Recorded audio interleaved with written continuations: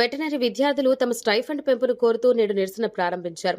ప్రస్తుత ఆర్థిక పరిస్థితులను దృష్టిలో ఉంచుకుని మిగతా వైద్య విద్యార్థులతో సమానంగా వెటనరీ విద్యార్థులకు కూడా తగినంత స్టైఫండ్ కల్పించాలని విద్యార్థులు డిమాండ్ చేశారు.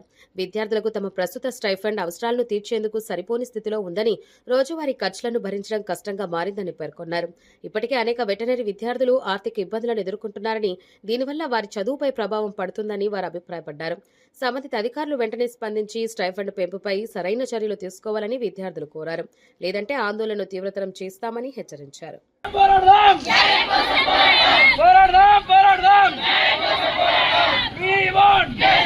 We want